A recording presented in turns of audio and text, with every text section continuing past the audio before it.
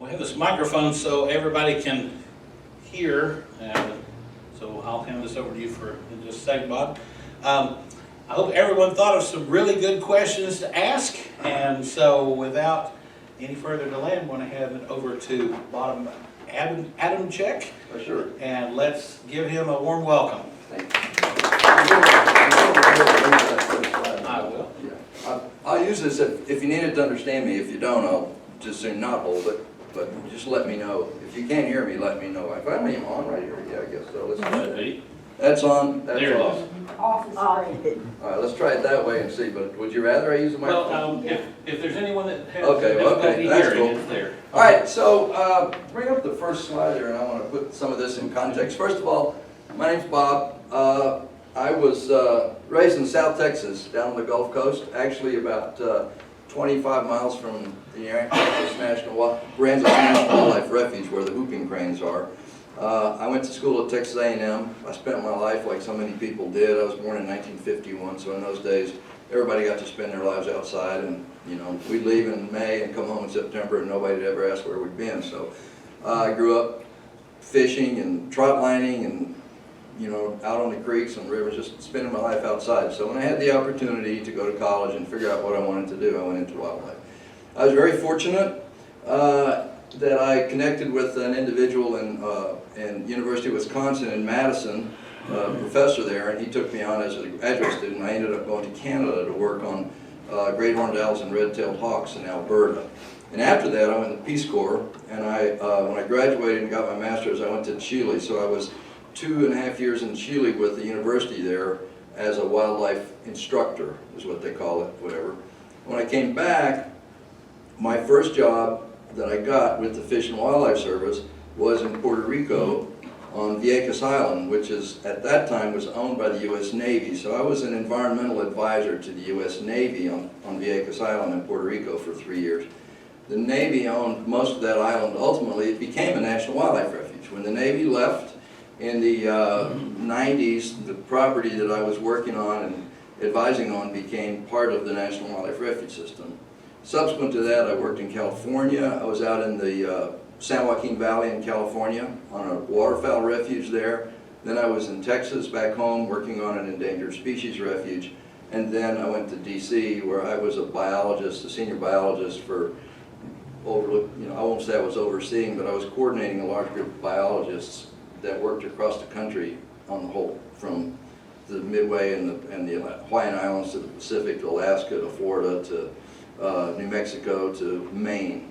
So, yeah, at the very least, I know a fair amount about the system in that regard. And then I retired and I came to Maryville. So I've been in Maryville now in Tennessee since 2013. And I came here because I wanted to be in a small town like I grew up in, like this, and I can't tell you, I have friends here, and that's where I ended up. So 10 years later, I'm here. And I will tell you, I haven't thought about a lot of this stuff other than through my friends and colleagues for 10 years. So some of what I tell you will be dated, and some of it will be current. So I want to start with a slide, first of all, about the federal lands that are owned by the government, about lands that are owned by the federal government. I think it's the second slide. Okay. Let's see. There you go. I don't know how much of this you can read, but the main point, I want to put the National Wildlife Refuge System, which is down here, in context, because a lot of people don't realize it, but the U.S. government owns about 26% of all the land in the United States. That means you do, actually, and they don't own it. It's owned by the citizens. It's managed by various agencies within the federal government. That's over a quarter of all the property in the United States. This is part of the reason that some states get, contentious, because they have this property and they don't have jurisdiction over it. But in order, roughly, to think about it, the Department of Defense, they own all the lands around the military bases, which they use for exercises and buffers. Then the Corps of Engineers, which manages all the water control structures and dams basically east of the Mississippi, they own about 12 million acres. The Forest Service, which everybody's familiar with, that's in the Department of Agriculture, by the way. They own 193 million acres. And then in interior, most of the lands in the U.S. government, other than those, are owned and operated within the Department of the Interior. And of that, the one everybody is familiar with is the National Park Service, of course. National Parks, everybody knows about national parks. They manage 80 million acres. The Fish and Wildlife Service manages 95 million acres. So that's more land than the Park Service. That's the properties that you just saw, 95 million acres. So people don't realize the Fish and Wildlife Service owns more land than the Park Service. The Bureau of the Bureau of Reclamation manages 8 million, and the Bureau of Reclamation nobody knows about, but they own all the properties that have dams and water control structures and irrigation and hydropower more or less west of the Mississippi, on the western part of the United States. And then finally, the Bureau of Land Management, which is this huge piece of property, all these huge lands out west in New Mexico and Arizona and Nevada and Montana and parts of those are managed by a group called the Bureau of Land Management, 244 million acres. Those properties, basically, when the United States was formed and formulated, these are lands that weren't assigned anywhere. They didn't go to states, they weren't assigned to agencies, so they're kind of left over. And they're managed, and they're managed for a whole bunch of multiple uses by the Bureau of Land Management.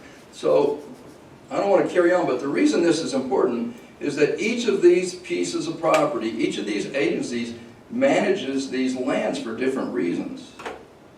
And if you start thinking about the Fish and Wildlife Service, which is where we're interested in today, the Fish and Wildlife Service lands are managed primarily for wildlife, first and foremost, mostly for waterfowl, ducks, geese, and swans, and endangered species.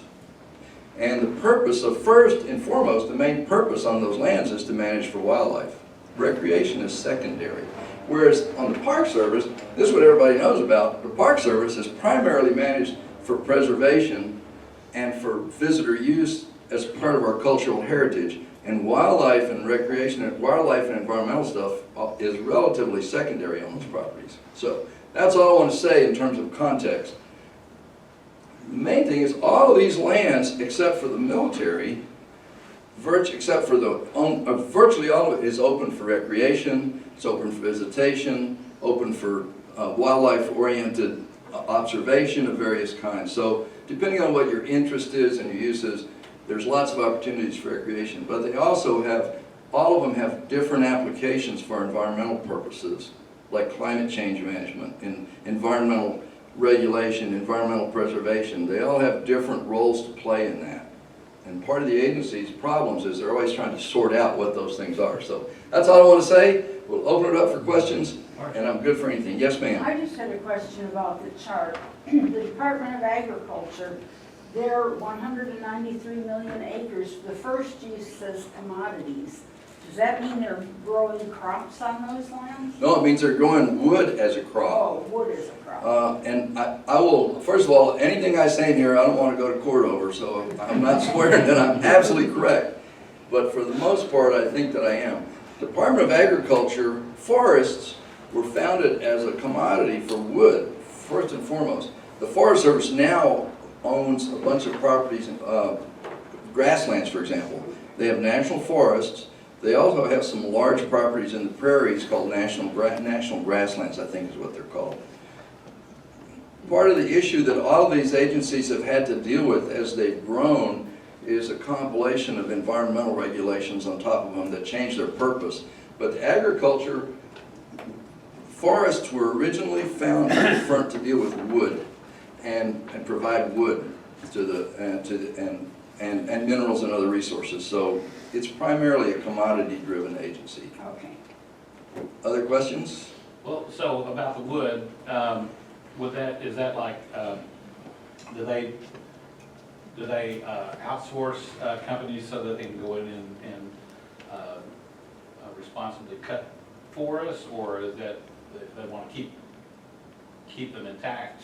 If it's for commodities, it would suggest that. No, it's harvest oriented. It's production oriented, and this is a question. Every one of these agencies, this is a really good thing, were founded in an era prior to environmental regulation. You know, all of the major pieces of environmental legislation that we all know about today and we all value came since the 50s, really since the 60s. The first major piece of environmental legislation was the Eagle Protection Act, I think, from 1963, I think.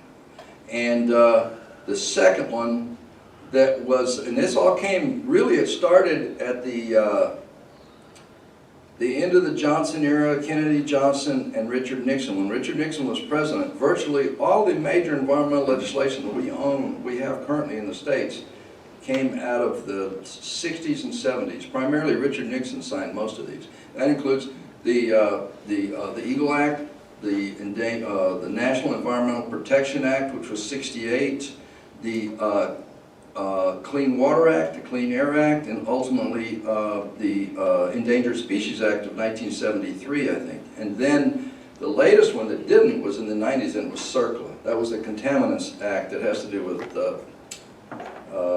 recovery, what do they call them, these major Love Canal Zone and all that. But every one of these agencies has suddenly found itself having to deal with all these environmental regulations, which they never anticipated. The military is a major example. So the Forest Service is now having to deal with how do they harvest timber and at the same time protect for red-cockaded woodpeckers and short-eared owls. What was the owl in the Northeast? It was, and a lot of other endangered species that they never had to deal with before. And it's a real balancing act. They get a lot of flack for that. So clear cutting, how they harvest timber, they get a lot of flack for that. And they're having to constantly balance that. And so are we, the Fish and Wildlife Service, the Park Service, the military is a major one. So. Is that the spotted owl? Spotted owl, that's what I was thinking of. Yeah, exactly.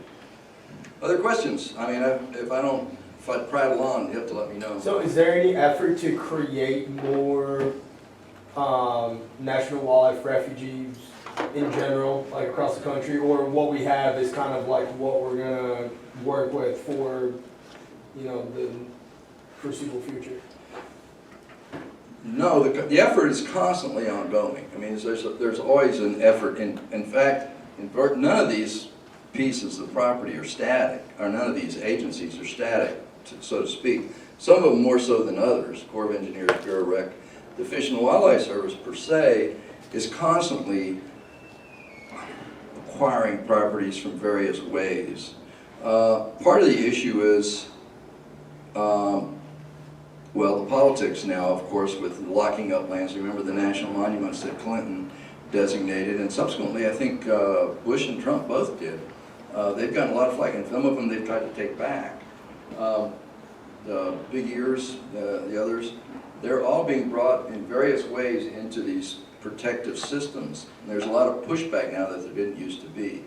The National Wildlife Refuge System acquires lands in a number of different ways, but there is a process. For one thing, every one of the refuges, there's 540 refuges, has boundaries, designated planning boundaries, and they're constantly, and some of them are projected boundaries, so areas within those, as they come available by landowners, somebody dies, or somebody wants to sell it, they can buy those fairly easily. If they want lands outside of that, they go through an acquisition process. Most of the lands they acquire have to do with waterfowl preservation or because they're endangered species habitat. Can you say a couple of words about the private groups, various conservancy organizations who buy and hold land for the purpose of saving it? There's Sure, the Nature Conservancy and a lot of Foothills Conservancy here. Yeah. There are every state, a lot of regions, a lot of locales, and that's one of the ways that property falls under the umbrella of some of these agencies, is that agencies like this, local groups will buy and hold a piece of property and may want to donate it. Sometimes it's donated for the wrong reasons. You know, they want to give it to us for protection, but it doesn't fit with any of the reasons for which the refuge system exists. So some of those lands are taken in and pushed back to other agencies, some of them are accepted, but for the most part, yeah, that's one way. There are more and more, as largely political expediency, it's become better to acquire lands through big regional cooperative efforts where citizens come together and have these big tracts that they want to preserve, and they'll find ways to cooperatively protect a large tract of land under various different agencies' protections. There's one other slide on there I wanted to show. It's this distribution of the lands under the refuge system. Can you, Yeah. I think it's the next slide. Hey, come here. Do we have a question? Stevie. I hear somebody barking here. Is that a question you have? I think they're just chasing the dog. It Oh. sounds like. Let's see. I want to go to the, Yeah, let me mute that speaker if I can. Oh, you did. Let's see. well, while he's doing this, are there any other questions? Another question? She muted herself, I She think. muted herself. Okay, all right. No. Sorry, I was trying to do that. Okay, here we are. No, the next one. Okay. Keep going. There you go. This is a distribution of the National Wildlife Refuge System, the number of units and where they exist and what they are. So there are something like 95 million land acres. So that includes everything from land-based refuges, physically. There's 3 or 4 in Tennessee. There's multiple ones around the periphery of Tennessee. The smallest one is something like ½ acre in North Dakota. It's called Mule Lac. The largest is Arctic National Wildlife Refuge in Alaska, is 20 million acres. And a lot of times you hear it's an ongoing perennial issue of the oil industry wanting to drill Arctic National Wildlife Refuge for oil and gas. And that is where that's taking place, on the northern rim of Alaska. That refuge is 20 million acres. In between, there are refuges of a few acres to 100,000 acres to 500,000 acres. Additionally, there's roughly 760 million acres of marine habitat. These are the large coral reef marine conservation areas out in the South Pacific and off the Hawaiian Islands. A couple, I think, in the Caribbean, but I'm not sure. But most of them are these vast tracts around Johnson Atoll in the Philippines, the South Pacific, the Hawaiian Islands. Midway Island is a refuge and the areas around it. Those are some of the last intact coral reef areas in the United States in our territories. They occur in all 50 states, 5 U.S. territories. So I'm not even going to try to mention all of our territories. I know Puerto Rico's one, of course, and the South, what is it? Guam, that's the one I was trying to think of, American Samoa and those, yeah. Altogether, the units of the refuge are something like, it's changing all the time, but at this reading there were 568 National Wildlife Refuges. Those are the physical lands, and there were 5 National Marine Monuments. So, Can you say something about the Florida Keys? Because I understand most of the waters just on either side of the Keys are now in sort of refuge status. They didn't used to be very long ago, 20 years maybe, or 30. But I understand that now, see, I used to take some students to the Florida Keys for marine biology. And right about that time, various parts of the Keys were being brought under this status where we could no longer take animals from those to study from those areas. Do you know anything about what's happening there currently? well, without knowing specifics, I will say there are a half dozen or more National Wildlife Refuges up and down the Florida Keys and in South Florida. Along the coast of Florida, Miami to Chassahowitzka, which is on the southwestern coast of Florida above Tampa, that is where the other whooping crane refuge is. If you go south through there, you run into, the St. Mark's Refuge there, then you go down south to Sanibel Island, which is Ding Darling National Wildlife Refuge. If you start going down the Keys, there are, there's a Key Deer National Wildlife Refuge, Right. Florida Panther National Wildlife Refuge. I'm not sure where Florida Panther is. It's Florida, I think, but there are, it's been so long since I thought about this.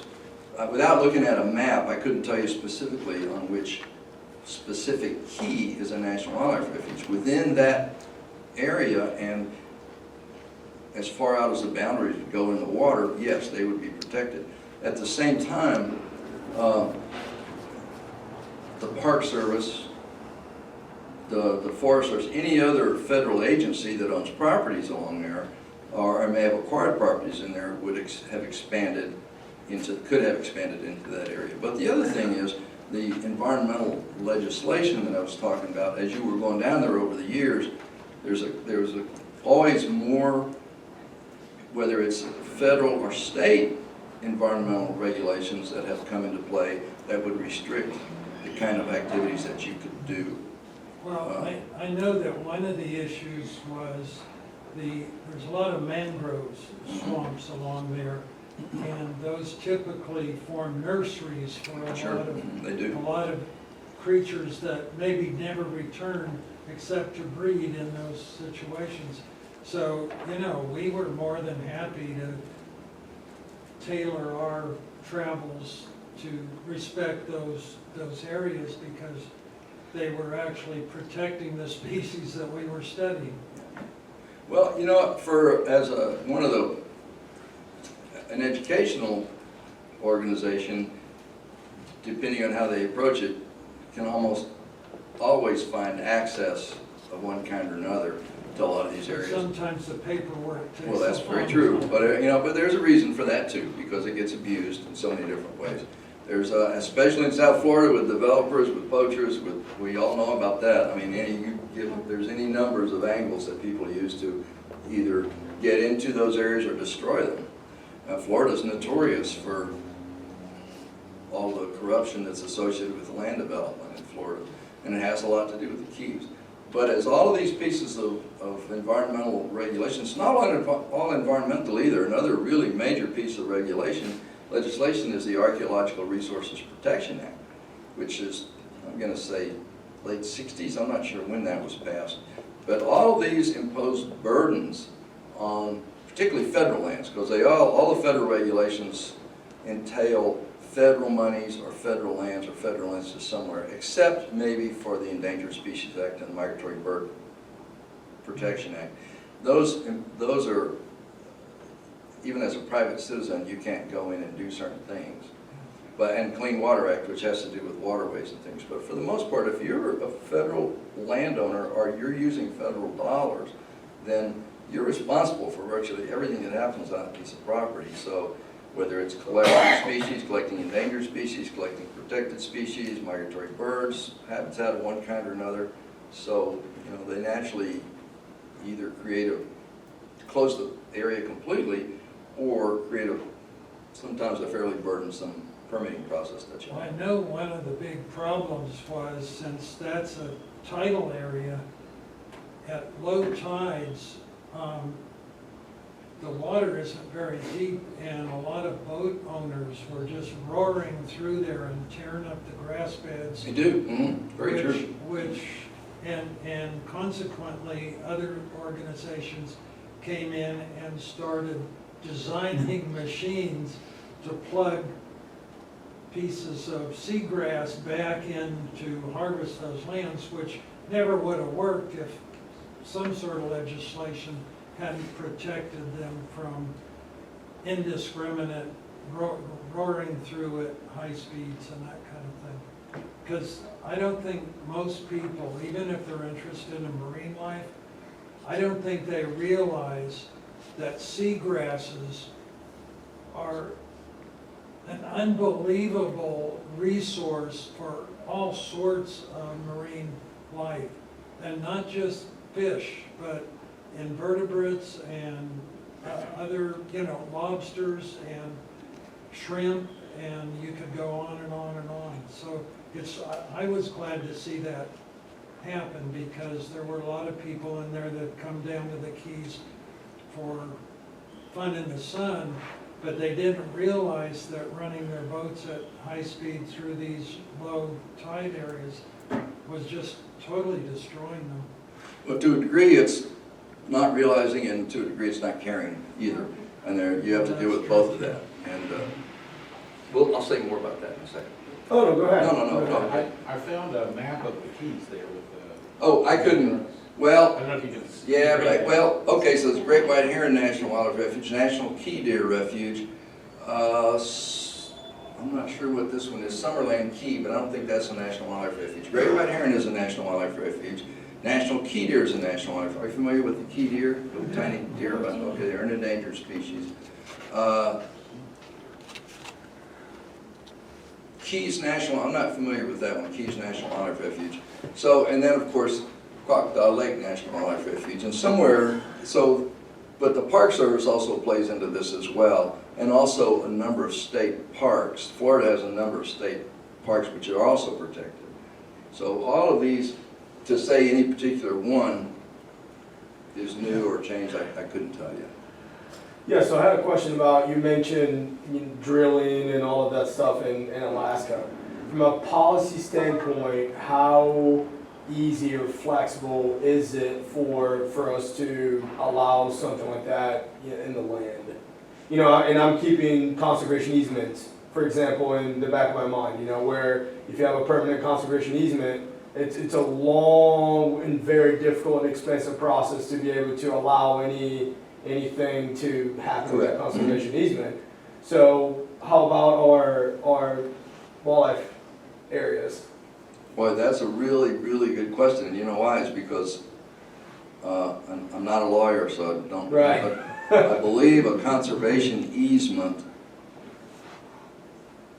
is initially placed on private property, not publicly owned property. Correct. And then, and if you do this as an easement or a permanent easement or a, what do they call it? It's a convention or something, you write it into the deed. I forget the term at the moment, but that can go ad infinitum. So this is what a lot of these land agencies use to lock up land. They buy up properties and then they entail the deed, or they, again, I don't know the legal terms, but they attach to the deed a conservation convention. It's not the right word, but you know, and so that's another. I think it's like a restriction. I think it's covenant. It's a covenant, that's the word I was looking for, covenant, that's exactly right. That's a different question, because private property, you can pretty much do what you want. Right. Public lands, you've got to go through the politics of managing properties in the public interest, of which every one of you in this room and everybody else in the United States has a say. And there are processes whereby the federal government has to follow in order to do this.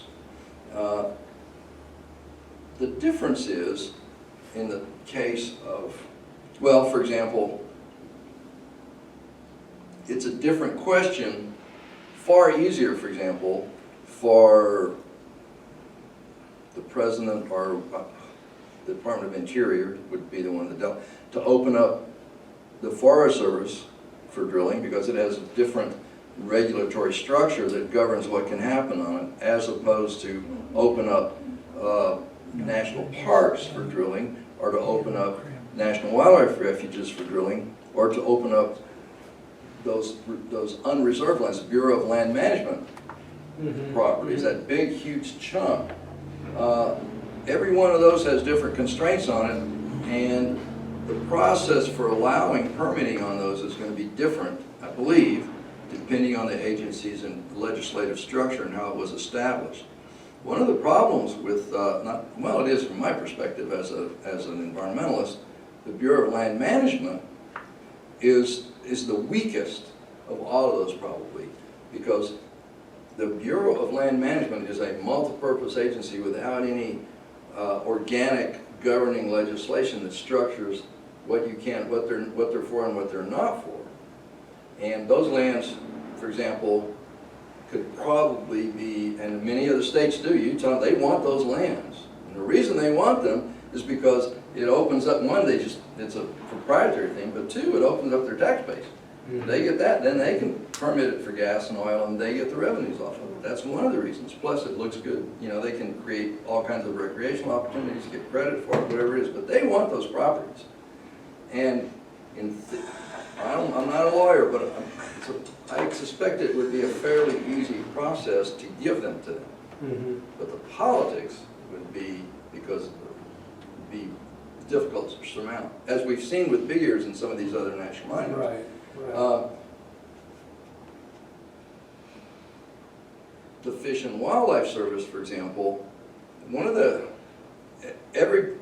probably every property is different. We have oil drilling on many National Wildlife Refuges already. When I was in Texas, they were there. And one of the problems is, depending on the state, in Texas, let's take Texas, which is something I know.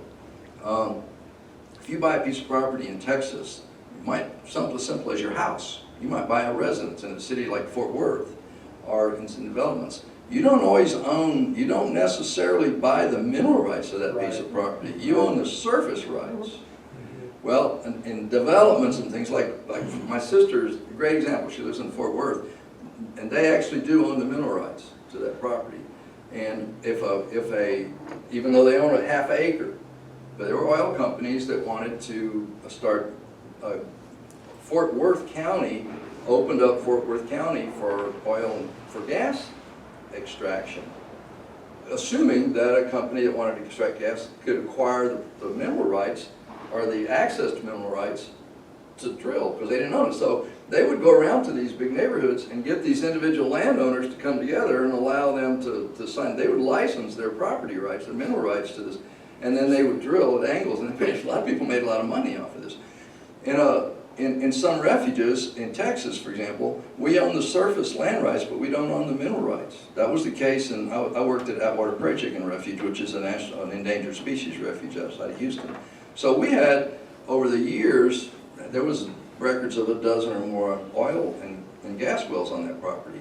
And because what Texas does is, their law says that if you're the surface rights owner, you must allow reasonable access to the mineral rights owner to drill. He has to be able to exercise those rights within reason. And the state owns it.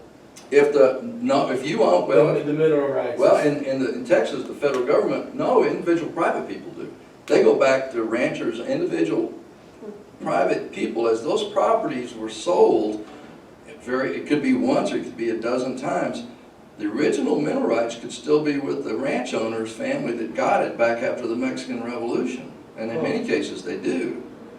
And so there's a long history of that. And these gas owners, they have, when people drill, oil companies, for example, they have special employees called, they call them a landman. I was a landman for an oil company, if they might say that. That means you're a guy that went out ahead of drilling crew. They might run seismic tests across a big piece of property, determine there's oil or gas reserves there, and then they'll start running guys out, a land guy, and his job is to go out and meet every property owner out there and figure out who owns the property rights and whether they would lease them and sign them over to them. They're special. When you get on properties like National Wildlife Refuge, just take Arctic as a great example. One of the reasons that Arctic is a recurring problem is, I'm going to get this semi-right and mostly wrong probably, but Arctic Refuge and all the properties and all the big Denali, you know all about Denali National Park in Alaska and a couple of the others. There's I'm going to say a half a dozen major wildlife refuges in Alaska. Arctic National Wildlife Refuge at the north, Kodiak Island in the south, the Aleutian Islands National Wildlife Refuge, which follows the whole Aleutian Islands chain, several others. When Alaska became part of the United States, that was in 1958, it was bought from Russia. January 59. All right, glad you're in this. I'm glad you're in my class. The point is, over a decade or more, there were a lot of negotiations that went into, after that was done, what would happen to all those lands in Alaska. They had vast value from minerals and recreational purposes and wildlife conservation purposes and all kinds of things. So a big chunk went to the state of Alaska, right, for sure, but a big chunk was withheld. And they were distributed among specific land management agencies like the Park Service, the Fish and Wildlife Service, and I think the Forest Service, under a major piece of legislation called the Alaska National Interest Lands Conservation Act. They call it ANILCA, but if you look that up, ANILCA, it was passed in 1980, I think, finally, And it specifically allocated these big chunks of land to various federal agencies. That's how Denali National Park and Arctic National Wildlife Refuge and these other ones came into being.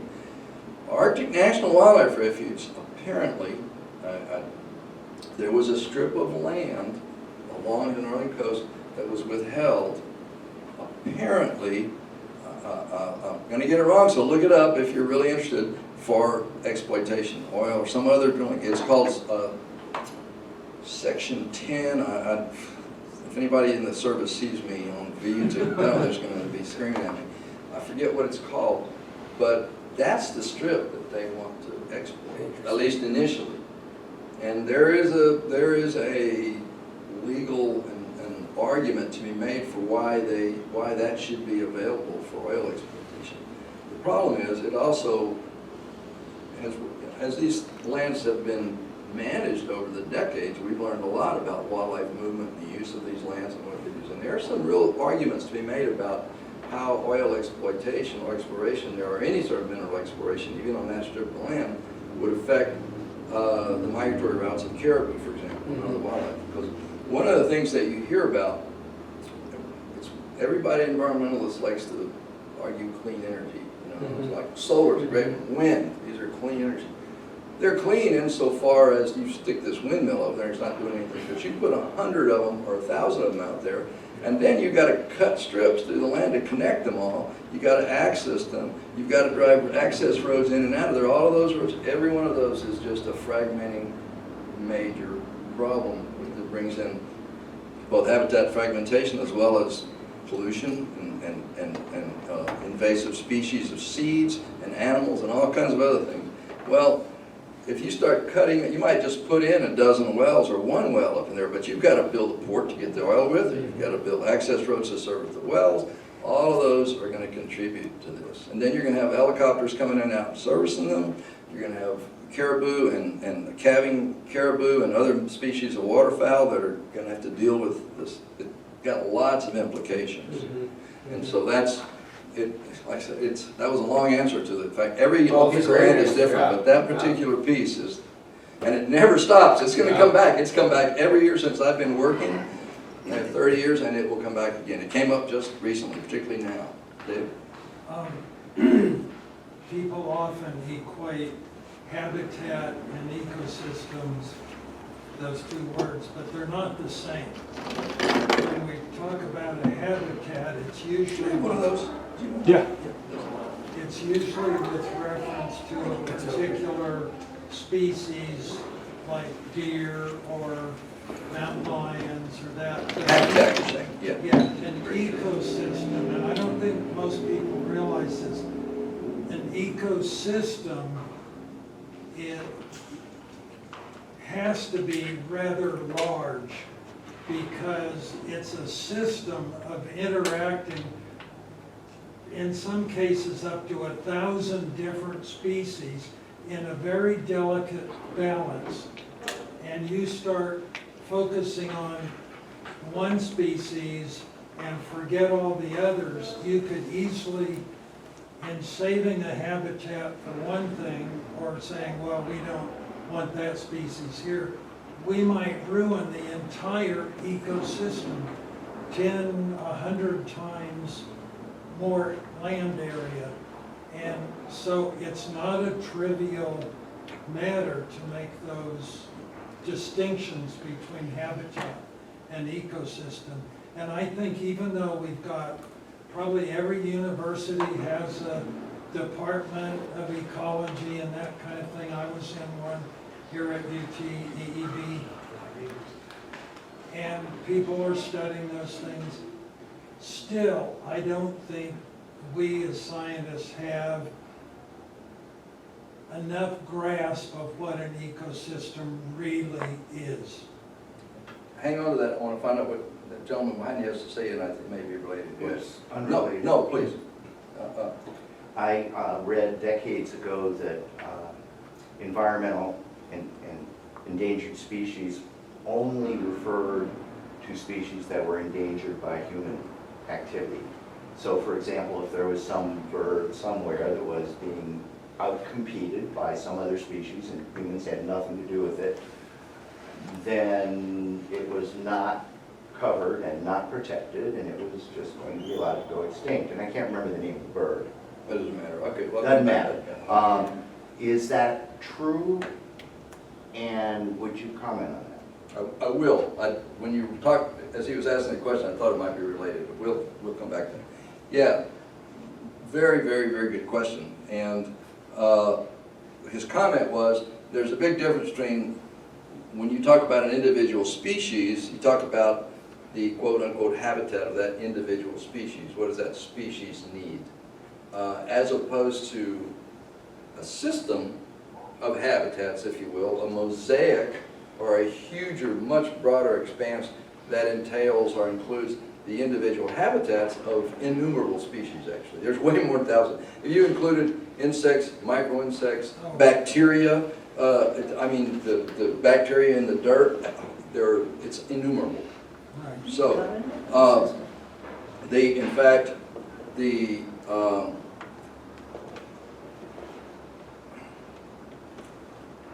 there's a word for that. When I was my Wildlife 101, we were introduced to the idea of habitat and niche. Yeah. The habitat is the general thought about. Niche makes the connection between the two. Well, it was this very, very extremely elemental way of putting it. But they were, you know, in Wildlife 101, and habitat is where an animal lives, and a niche is what it does, basically. So, in a very general sense, you think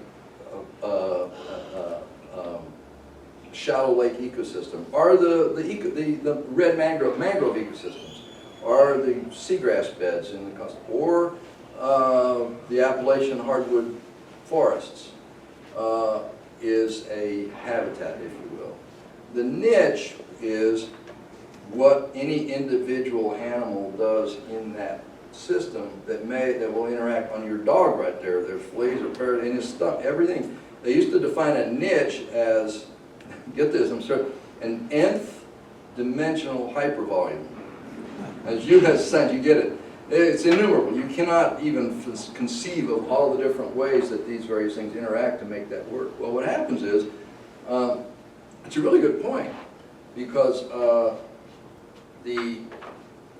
there is no, when you talk about, habitats are kind of a useless word in a sense, but it's useful in that if you think of hardwood forest or a longleaf pine forest or a prairie or a meadow or a coastal shallow wetland or prairie pothole, that's good habitat for ducks or whatever. But for any given species of duck, it doesn't say a lot about how it's going to do in that particular thing, or fish or anything else. Where we get in trouble a lot, and then you get into the question of what does if you were to walk through the Appalachians in southeast, all along any of the Smokies, any one of the whole Appalachian ecosystem, if you will, which is a better way to think of the Appalachia, you would walk through dozens, if not hundreds, or thousands, certainly, of individual smaller ecosystems or individual habitats of various kinds, and you can keep going down smaller and smaller into the pieces within that as to a habitat for a particular species. A habitat for a flea is your dog. But, well, and I mean that, but, so where we get into trouble is trying to manage. We pick a species like an endangered species, any one, and manage for that, and often to the detriment of all the other critters that are using this area. Find that, and it's a really tough question as to what you manage for it. The Fish and Wildlife Service, this film you saw, plays up. I mean, it's for public consumption, granted. One of the things they comment on is they acquire the eagle, for example. They own habitats of every description, pieces of every habitat in the country. Whatever kind of habitat exists in the United States or ecosystems, they own some representative sample of that. Who is they? The National Wildlife Refuge System, the Department of Interior, whatever. They're all represented in there. But it doesn't say anything about what percentage of that exists, what's left, and what percentage they protect, and what percentage they should protect. Because one of the things that the refuge system does not do, at least it didn't 10 years ago, despite a lot of arguments from people on the inside, it didn't acquire habitats specifically for an ecosystem. They might look at the Everglades, which belong to the Park Service, but let's take the Everglades as an example. Or actually the Appalachians, southeastern Appalachia is a great example. Appalachia, the Appalachians in this region through the southeast is probably the richest, most diverse Salamander. ecosystem in the entire country, and probably in all of the non-tropical parts of the world. It is recognized worldwide as one of the richest, most diverse ecosystems or ecological areas in the country, and maybe in all of the non-tropics around the world. And the reason for that, Salamanders. well, it's salamanders, mussels. The reason is the elevation, the gullies, the habitats. Every one of those things has a little separate little microcosm of a habitat in it. But the refuge system, at least at a certain point, would not acquire pieces of Appalachia purely for their ecological value. There had to be a species associated with it. They would acquire a particular gully, a river stretch, or 5 miles of river because there's an endangered mussel in there, but they wouldn't. But they have no legislative structure allowing them to go in and buy 500,000 acres or 50,000 acres of Appalachian habitat merely because it's a critical ecological system that needs to be protected in the country. So, and where you get into trouble is, you go in, say they bought 5,000 or 50,000 acres of a particular stretch of river to protect an endangered mussel. You start managing specifically for that mussel, and God knows what else you mess up. So it's a really difficult thing. My point exactly. Yeah, I want to go back to your question because it kind of relates to this. I'd really like to know, his question was the Endangered Species Act specifically, which has to do with how we designate species in danger of extinction. There are 3 categories there. There are species that we sort of look out to the future and we say, if we don't do something now, they're going to disappear. Those become candidates in this big list. They're called candidate species. And so when other agencies want to develop property and those turn up, they're big flags, they have to be raised. There's another category called threatened. It's from the next level up. And these are species that, yeah, they're not in danger of extinction yet, but they're getting pretty damn close, and we don't, and so they have another level of protection. And finally, you have endangered species, which is the highest, most level, and the greatest amount of regulatory protection. You remember the whole thing? How many of you have been here in this region for a while? You remember the snail darter? Tellico Dam was the first test case. The darter about that big, and it was stopping this whole dam construction. That was the test case in the Endangered Species Act, but it was listed as endangered. I'll come back to you, but I want to. This is just parenthetical to that statement. The discoverer of the snail darter, Etnier, was a member of our department. What else is new? UT. I would really like to know, it would help to be able to answer your question to know the specific species, because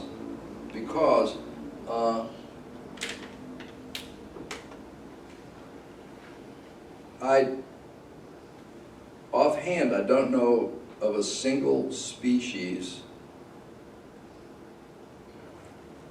that has been listed as endangered that endangerment was not caused by human activity. I don't know of one. There's certainly throughout the last, how many billion years has life been on Earth?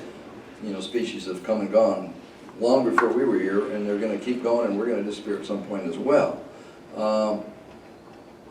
No species has ever existed forever, and we'll go away at some point too. We'll probably be human caused. Actually, when we disappear, it probably will be human caused.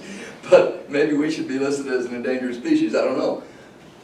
But human activity, as far as I'm, either directly or indirectly, has been responsible for virtually all modern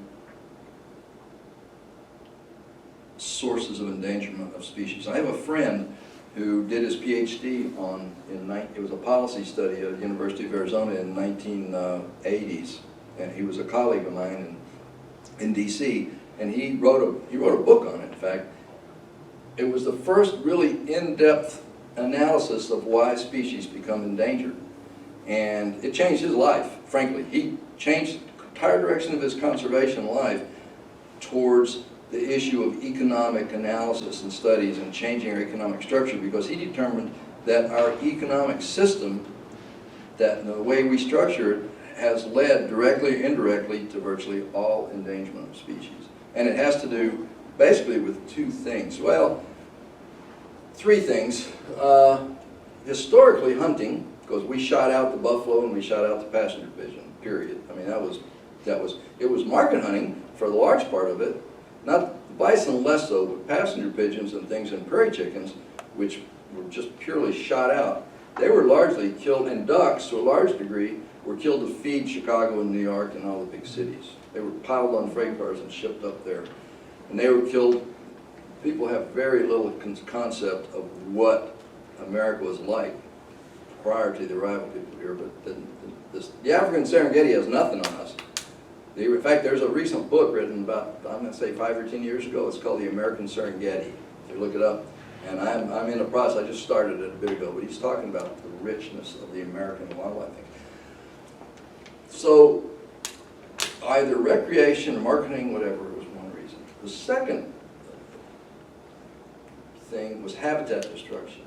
Straight out habitat destruction for development of one kind or another. Mining, oil exploration, timber cutting, commodities-driven things, building cities, water canals, water courses, just pure habitat destruction.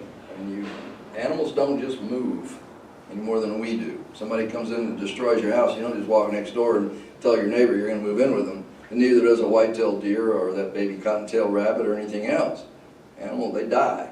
There's no other way around it. They just do, because animals are very territorial and they're spaced the way they're supposed to be. So when we destroy their habitat, they disappear, no matter what people try to tell you. The third thing is pesticides. And the use of organochlorine since World War II. That's virtually all of that has happened since World War II, because what do they call them? Organophosphates, pesticides, insecticides and pesticides, herbicides, those have all come into play as a development of our chemical industry basically since World War II. And between primarily, nowadays, hunting and recreation is probably a non-starter for extinction because it's so well regulated. But habitat development and pesticides are still major players and the major reasons for endangerment. So to think of a species that would become endangered for other than those reasons, offhand I can't think of. Then let me change my question. Is there any economic cost that you consider too big to pay to preserve species? Well, that's a really good question. Are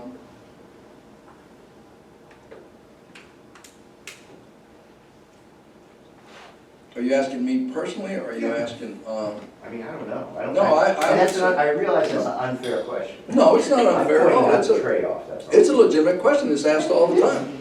It's absolutely a legitimate question. And you know, let's put it this way. First of all, when people try to pose that to someone, to me or you or anyone else, it doesn't really matter, they're not always clear and honest about how they pose it. Because the question is, what constitutes an economic cost? And then you get into the question, well, do we need another mall, another shop? What is the project in play, and what are the consequences, and for whom?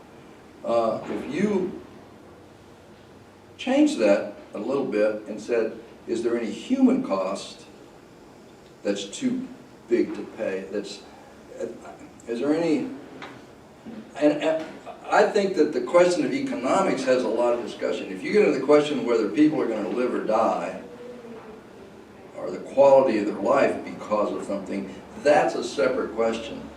And it's easier for me to say, yeah, there probably is. There's some things that are just bigger than this. But when you start, and I don't know what they are at this point, because I think 8 billion people in the world right now is way too many. And no matter what we do, doesn't matter what we do, a lot of people are going to die in the next 100 years in big ways. So take that any way you want, but that's what I believe. So then the question of, well, does this economic development, poverty in Maryville or Blount County or in the Everglades or South Florida or whatever, does that count for much? I don't know. I don't know. You get into just pure questions in ethics and values. Economically, it's rare. I think it is really rare to hear anyone present with an economic interest in a project, which all of them are, present that question in an honest way. Because economic interests, the majority of times when these things surface, there's an economic interest behind it trying to ask that question. I give you a really good example. When I was living in DC, right at the end of DC, they ran they extended the metro, the underground metro service, light rail service, from West Falls Church Station out to Dulles Airport, which they'd never done. Major billions of dollars, billions and billions of dollars. The companies. To do that, they ran it. There was questions: should they drill it underground because they're going to go through Tyson's Corner? It's a major metropolitan area. Should they build it overhead? All kinds of things. Major billions and billions of dollars at issue here. On the other hand, there were people saying, we don't need the damn thing. I mean, there are systems around the world, London, Paris, and Bulgaria, and other things. They're running modern bus transit systems with dedicated bus lanes that have 10 bus cars linked together, run by a guy. It looks just like a train station. That's a completely different alternative, and you're not locked into this individual. Well, yeah, but you know what? People had bought that property decades before. Realty interests had been waiting for 3 decades to build that line because they bought all that property and they owned it and they were going to make a lot of money. It's not well, they raise all kinds of questions, but they're not going to present that as an honest question. They're just not going to do it. And so when you hear these questions about science versus human welfare, Arctic Refuge is a really good example. That's what they're going to tell you, you know, and coal in Kentucky. I mean, they bring it into all kinds of honest, they just don't present it honestly. Coal in Kentucky and West Virginia is dead. Coal as an energy source is dead. Oil is definitely going that way, but you're not going to hear that. The question, we got to protect this snail darter so we can't build this pipeline. Well, in the long run, that pipeline's not going to count for much anyway. So that's my problem with answering that question. But if you get the question of does it affect human lives, and we know that it's going to create the death or destruction or the loss of all of these people or children, then yeah, that's a spiritual question as well. And that's not why you asked me here, but I'm a realist. I do not believe in the sanctity of life and that every life is sacred. I'm just not. I just don't believe it. So I take the realistic. I think I'm a much more realist and pragmatist, and I'm not the kind of. I don't know if you want my answers on that regard. Sure. I'm sorry. Other questions? Sorry. If you want to talk more after, I'll be happy to. But, We've got about 10 minutes left. Why don't you look in the camera there and see if anyone at home. I'm supposed to look Here's at the this camera right here, okay. yeah. Anybody have a question? Sorry, I wasn't even thinking. Let's see.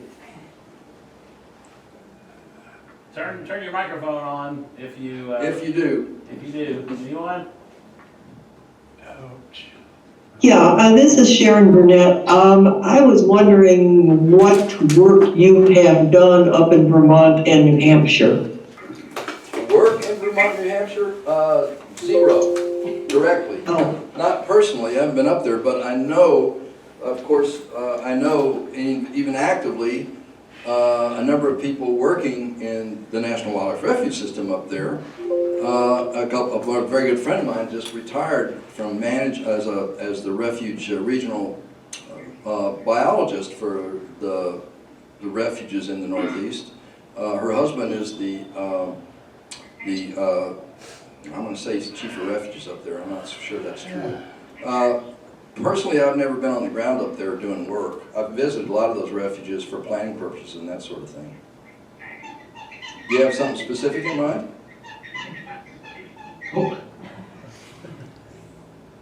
I'm sorry, I lost you. I think you're muted. Let's see. Sharon here was asking that question. Looks like, oh, Sandra just turned her microphone off to mute, so I guess no question. Okay, well, we still got, I mean, I'll stick around afterwards. If anybody wants to talk afterwards, I'm more than happy to. So maybe 2 more questions before we have to close the meeting. Go ahead. Like I said, I'll be here after if you want, so. So what do you think is the biggest threat to not only conservation within wildlife refuges, but conservation in general in modern day? Population. Besides Population growth, there's no way around it. I mean, it's just population growth and population. I mean, 8 billion people, is that what we have right now? Something like that. 7 point something, yeah. And it's, you know anything about doubling times and yeah, so, you know, but we'll never get that far. I'll be honest with you, I don't see it. People say climate change, you know, which I agree. I mean, I think climate change, I was the last 2 years, 2.5 years, I guess, of my career, I was intimately involved with climate change in the refuge system. Went in the Fish and Wildlife Service too, for a long time, up until I retired in 2010 was my last full year. I'm trying to remember who was president at that time, but I think it was Bush, wasn't it? That was Obama. Obama. Was it Obama? At some point, pretty sure it was during, the federal agencies weren't allowed to even really talk about climate change and reference it, put it in writing or anything else. And that brings up the question about economics and stuff. You know, if, I'll come back to that, but if climate change had no economic ramifications whatever, or even if there were no implications for industry, the problem with climate change, it's about emissions. So if we're going to tackle it, that means we got to change our fuel source. You've got to put filters on your smokestacks. You've got to invest all this extra money into your industry. It has regulatory and economic ramifications for industry at all levels. But you never hear that from, I mean, you know, what we hear as an argument is it's not real, or if it's real, it's not human caused, or whatever. And how in the hell did it become a religious issue and a social issue? Because some people did some really good propagandizing to turn it into that, mostly industry, I think. Because so if there were no ramifications for business, do you think that people would be arguing with climate change? No, it's just the weather's out. Well, you know, the weather is out. It's raining today, and the climate Earth-wise is raised 0.2 degrees centigrade. Tomorrow we're outlook for, you know, it would be, but it's not. And so you get into the question of well, climate change certainly has ramifications for human, probably. But the real question behind climate change is human population in the end. Why do we have so many emissions? Because we're trying to feed and clothe and maintain 8 billion people in the world. And one of the question that comes to, you know, that's worth asking is, in the end, there are people doing it, futurists, I'm sure, how is it going to play out? You know, we hear about climate change, sea level rise, it's going to be bad, and drought, and temperatures. You know, Vancouver was 120 degrees last year, and someplace in Alaska was 120 degrees, I think. The Southwest is running out of water. I mean, and people in India are now dealing with 115, 18 degree temperature. But the real question, I mean, those are the anecdotal things. The question is, when those sea level, and if the Greenland ice sheet breaks off in the Arctic, well, the Northwest Passage is open, sea level is going to rise. Out of those 8 billion people around the world, how many of those live in coastal areas? A lot. Probably, I'm just going to get, I mean, somebody can look it up right quick, but it's a lot. 20% maybe or more. And they live in coastal areas. They live off, you're gonna have, we think of Miami and all the economic destruction that's gonna take place, and the billions of dollars it'll cost. But the real question is, how are we gonna deal with the social unrest? We think we have a lot of people coming across the border now. Wait till you've got 1 billion people around the world moving across the continents, across the globe, trying to find a home. And they're going to be, not any more welcome than a white-tailed deer that leaves and gets shoved next door. Are you trying to move in with your neighbors? People don't want them. That, to me, is the real driver in climate change. It's not the immediate, it's the intermediate term civil unrest that's going to happen as a result of it. So say, what's the major driver? Well, it's population in the end. And ultimately, distally, whatever, but approximately, it's all these things are going to happen in the short term. So we got one more question. Is that what you want to do? Got time for me? This is fun. For us too. Yeah, well, thank you. And another question? Somebody's got to have one more, or I'll just start talking. All right, if nobody else is gonna do one, I'll do one. All Let's right. see. I was looking at the, on our flyer, that's a map of basically those little dots represent different wildlife refuge areas.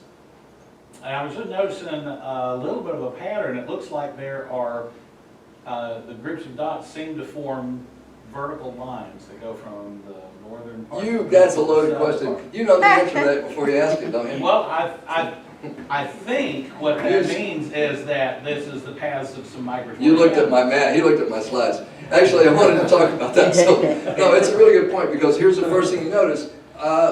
Did I have a map? Pull up that, one of those slides of mine has a map of the refuge system. Actually, There's a couple of them there, actually. hang on, let me figure out how to advance it. Okay, this is a simpler one. This is easier to look at.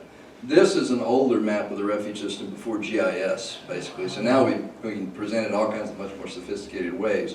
This is the continental U.S., then this is Alaska, and this is Hawaii, and the Aleutian Islands and Puerto Rico and whatever. If this is Tennessee right in here, and if you look, there's not much going on in Tennessee, and there's not much going on in Southern Virginia, Kentucky. All of this big area, there's a dearth of refuges. There's nothing there. And so the question is why? And the answer is, because there's another, so you go to the next slide, the original refuge system was, apart from, it was built around migratory bird flyways. And the, let me think for just a minute. They didn't get into this, they started to talk about it, they didn't really get into the whole history of the refuge system in that film. The original refuge system was founded kind of piecemeal. Theodore Roosevelt was we look at Theodore Roosevelt as the father of the refuge system. It actually started, the first piece of property that was brought under federal protection for things was the Pribilof Islands for fur seals back in 1890 sometime. That was brought in later, but Theodore Roosevelt, at that time, it was market hunting. Market hunting was driving these populations, a market not for plumes, not for meat, but at the time, in the terms of women's hats, millinery were this big fancy feathers and all the pretty heron feathers and all, they were destroying colonial nesting birds, herons and egrets and things, for feathers. Down in Florida particularly, and there was, and Theodore Roosevelt, I don't know who got to him or how it happened, but he ended up designating this one piece of property as a protected area. That we look at as, it was Pelican Island, as the oldest refuge in the system. Once that trend started, the fact that that could happen, then he designated another one for bison, another one for something. Well, it was spotty, and it was tied around particular aspects of scarcity, but it wasn't a lot. But the driver for the refuge system came about during the Dust Bowl in the late 20s, 30s, and primarily in the Midwest and in California. It went alongside with, I don't know if you know much about it, but the market hunting that took place for waterfowl in the Atlantic and the Pacific coasts, all of those things drove down waterfowl populations. Waterfowl is probably the singular, most long-term recreational interest of hunting in the country. It's got a long tradition. People love to hunt waterfowl. There's 100 years of history carving decoys, the hundreds of years of history carving decoys for waterfowl. It was a major interest. When they started disappearing, people got moving, and they did. And as a result, there were several pieces of legislation passed that had to do with protecting. One of them was called the Duck Stamp Act, because they needed money to acquire lands for waterfowl. So when you got a hunting license, now to hunt migratory ducks, geese, and swans, any migratory birds, waterfowl, you had to pay an extra $10. At that time, it was probably $3 or $2 or something for a stamp that went with your license. And you get hunted, stopped in the field, you've got to show your license, you've got to show your duck stamp. That's how it works. Well, that money created a pool of money to start acquiring wetlands or potential wetlands, areas that had extinct wetlands that could be restored specifically for waterfowl. And so they were acquired where? In waterfowl habitat. Where's that? Along the major flyways.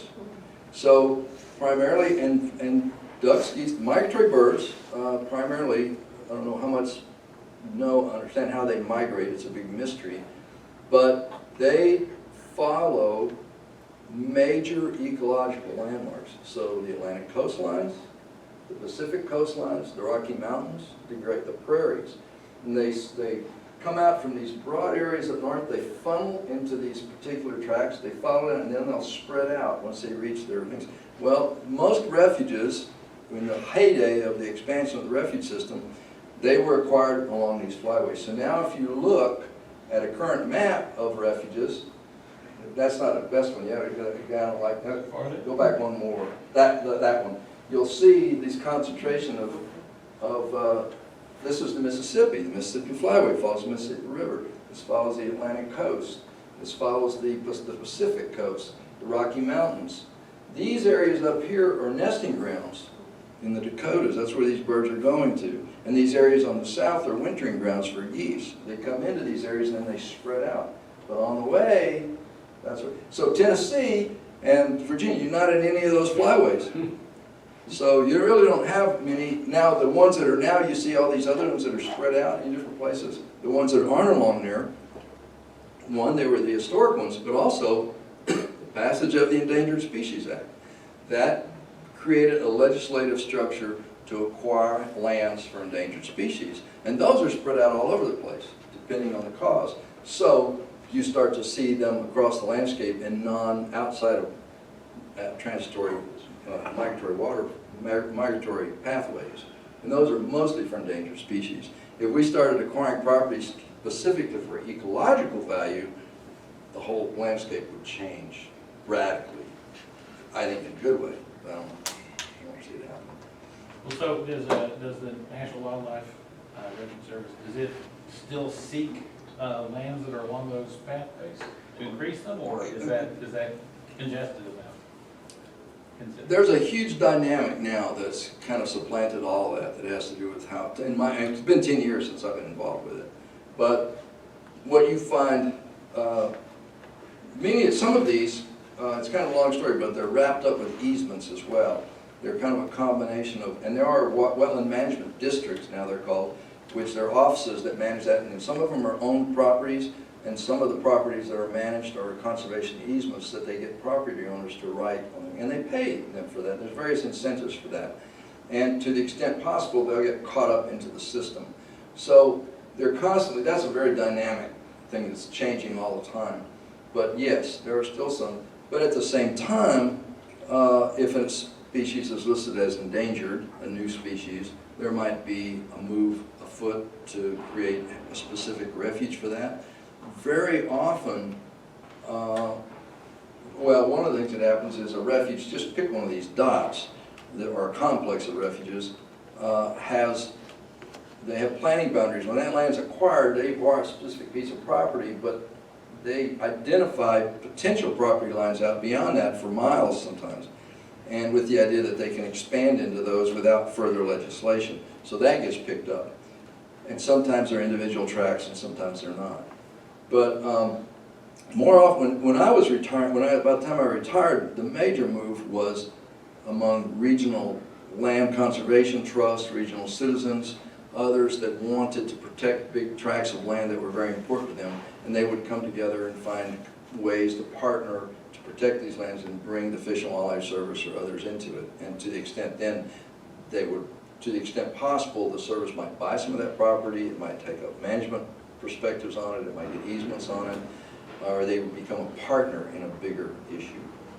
So, I think that was the last question. Well, I was gonna say, No, in it's that not. case, you know, like I'm you not in a said, hurry. Tennessee doesn't have, and I'm not from Tennessee originally, I see my little refuge that I used to hang out at in the late 60s and 70s, because there's not a whole lot there, because I'm from New York. What was it? What was the reference? Montezuma. Oh, yeah, sure. And you can't miss it, because it's right there on the Yeah, freeway, you drive right through the stupid Yeah. thing. But I have, since I've been in Tennessee, gone, and it's through the state and their wildlife.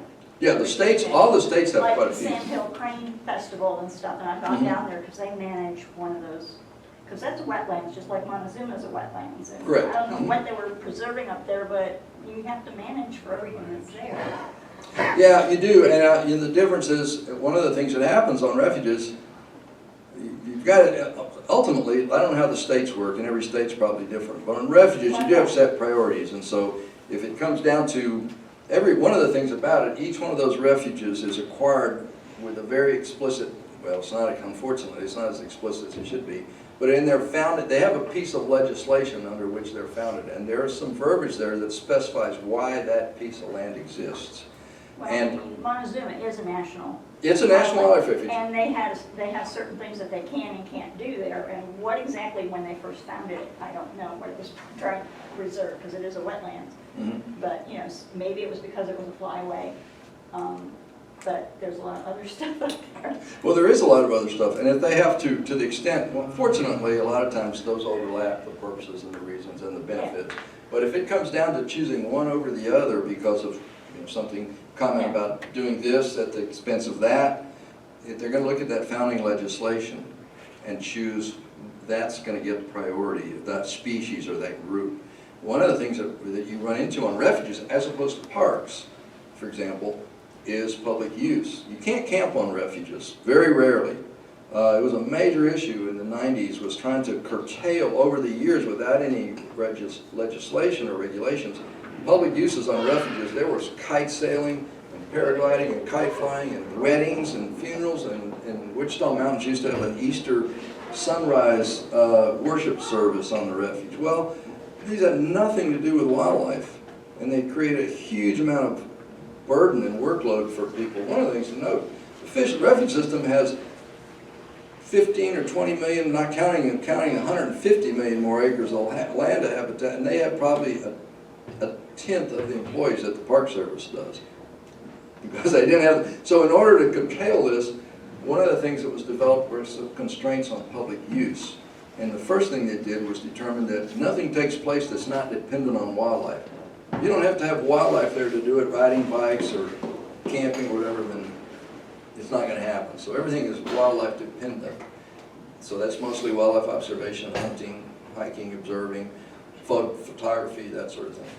On the secondarily then, the question is, does it impact the purpose of the refuge or not? If it's gonna impact our primary reason for being here, then it's not gonna be permitted. So depending on the refuge, not everything's permitted in the same way. Well, I know there were certain restrictions up in Montezuma, so. Yeah, well, I'll stick around for all if you guys want to. Yeah, let's give Bob a hand.